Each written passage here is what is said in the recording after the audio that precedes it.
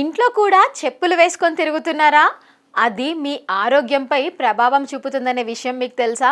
Hi friends, నేను మీ మనీషా. మనలో చాలా మంది బయట మాత్రమే కాదు, ఇంట్లో కూడా చెప్పులు వేసుకొని తిరగడం అలవాటు చేసుకున్నారు.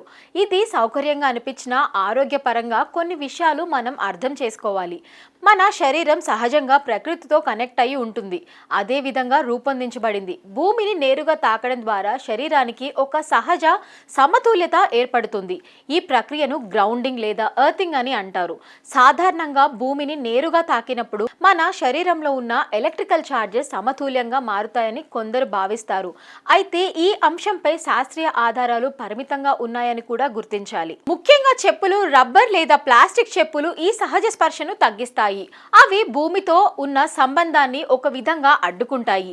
ఇంకా ముఖ్యమైన విషయం ఏంటంటే, మన పాదాల క్రింద అనేక నరాలు ఉంటాయి. చెప్పులు లేకుండా నడిచినప్పుడు ఈ నరాలు యాక్టివ్ అవుతాయి. ఇది రక్త ప్రసరణను మెరుగుపరచడంలో సహాయపడుతుంది. అందుకనే కొంతమంది నిపుణులు రోజుకు కొంతసేపు చెప్పులు లేకుండా నడవడం మంచిదని సూచిస్తారు.